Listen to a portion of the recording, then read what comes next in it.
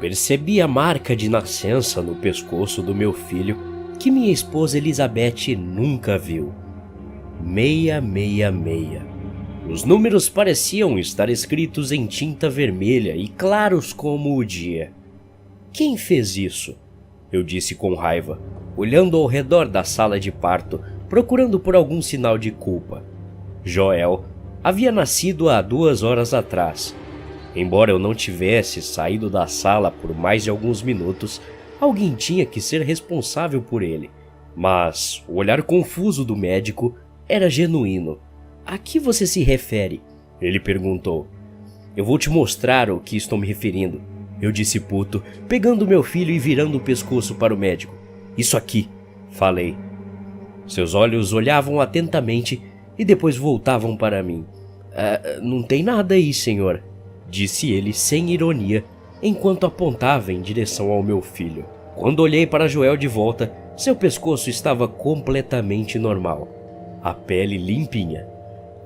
Desculpa, doutor, eu disse sem jeito, colocando meu filho de volta com minha esposa, enquanto ela me dava um olhar bravo que teria sido ainda pior se ela não estivesse dopada com os remédios. Foi a primeira vez que notei que algo não estava muito certo com meu filho. O que me leva à minha primeira lição desse guia. Mantenha os eventos assustadores e incomuns que você passa para si mesmo. 5 anos se passaram, e embora meu filho parecesse bastante social e amigável com minha esposa e eu, ele não conseguiu fazer um único amigo na escola. Até os professores sentiam uma inquietação em seu jeito de ser. Ninguém me dava uma resposta concreta sobre o porquê. Toda vez que meu filho brincava com alguém, a outra criança sempre acabava inevitavelmente chorando. Um pai em particular ficou tão bravo uma vez que me ligou. É o pai do Joel? Ele perguntou com raiva. Sim, eu sou o pai dele, o que é? Nosso cachorro está desaparecido. Achamos que seu filho teve algo a ver com isso e... Desculpe? Eu interrompi. Você acabou de fazer uma acusação contra meu filho? Antes que ele pudesse responder, eu continuei. Seu cachorro provavelmente fugiu ou foi atropelado por um carro ou algo assim. Se você me ligar de novo para reclamar do meu filho, a próxima conversa que tivermos não será por telefone. Eu podia ouvir o medo em sua voz enquanto desligava o telefone. Gostaria de ter a ciência naquele dia de que o medo que aquele pai sentia não era de mim. Joel, eu gritei, entre aqui agora. Um momento depois, seus olhos castanhos escuros estavam olhando inocentemente para os meus.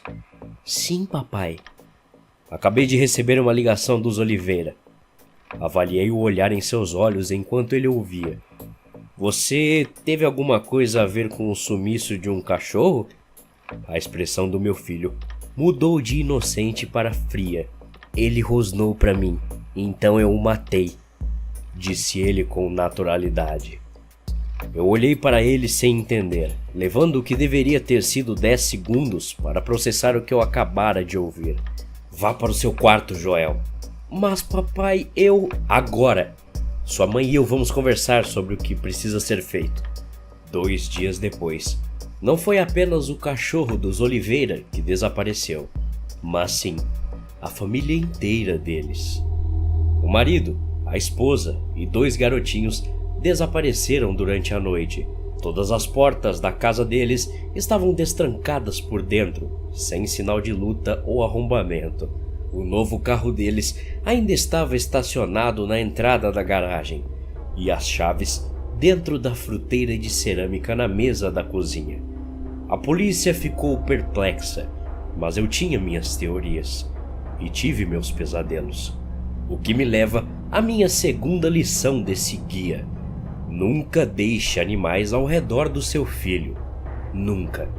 Não foi só o cachorro.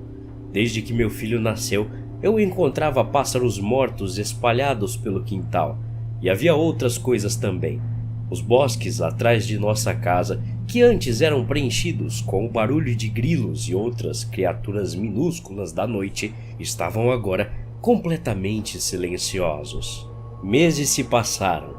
e Joel e eu nunca mais falamos sobre o incidente.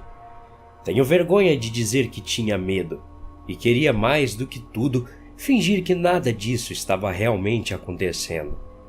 Parte de mim queria contar à minha esposa Elizabeth minhas suspeitas, mas como eu poderia dizer algo tão bizarro a ela? Era o filho dela também, e quase tudo o que eu sentia era apenas isso, suposições malucas de algo que eu não tinha certeza e muito menos controle. Tudo ficou relativamente bem até a noite do seu 6º aniversário. Depois de me certificar de que Joel ainda estava ocupado tocando piano em seu quarto, caminhei pelo corredor até nosso quarto e tranquei a porta atrás de mim. Elizabeth, podemos conversar por um segundo? Antes que eu pudesse continuar, ela respondeu: David, estou com medo. Tem algo de errado com o Joel. Eu interrompi. Eu sei. Nós dois nos entreolhamos por um momento, surpresos.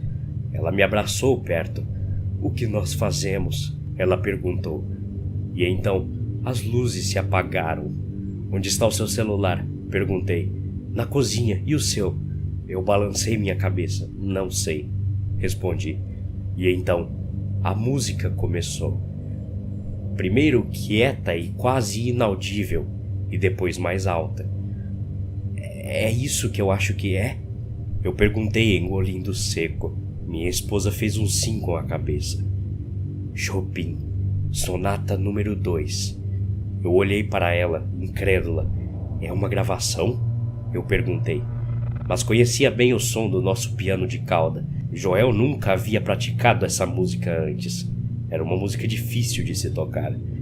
Quando o suave murmúrio do piano começou a aumentar, o eco por toda a casa tornou-se ameaçador e até violento. Elizabeth e eu nos sentamos na cama juntos, segurando a mão um do outro preocupadamente. Seus olhos olharam nos meus quando ela encontrou coragem para falar. Eu não acho que ele é o nosso filho, mas isso é loucura, né? Eu não disse nada, apenas puxando-a para mais perto e tentando desesperadamente bloquear a melodia aterrorizante que estava abrindo caminho na minha mente. Por um momento, pensei em fugir pela janela, mas nosso quarto estava do lado mais íngreme da casa. Era muito alto para tentar pular. Ele parou de tocar de repente. O eco do som do piano terminando e finalmente ficando em silêncio. Pressionei minha orelha contra a porta de madeira. Depois de um momento, comecei a ouvir o ruído suave de passos do outro lado se aproximando. Papai? Mamãe? Eu procurei as palavras certas enquanto tentava esconder meu medo. Estupidamente, eu disse a primeira coisa que me veio à mente. Joel? Você não está bravo com a gente, né? Houve um silêncio. E então, Joel falou, mas dessa vez não com a voz do garotinho que eu conhecia nos últimos 6 anos. Era muito mais profunda. Não era a voz de um simples menino. Isso depende. Eu ainda sou seu filho? Ele disse. Meus olhos se voltaram para minha esposa. Ela estava aterrorizada e chorando em silêncio no chão do nosso quarto. Diga! Joel disse ordenando, ainda com aquela voz. Você é nosso filho, eu disse suavemente. 1 minuto ou mais do silêncio mais aterrorizante se seguiu. E então, a voz familiar de uma criança retornou. Bom, papai, agora saia para que podemos comer um pouco de bolo.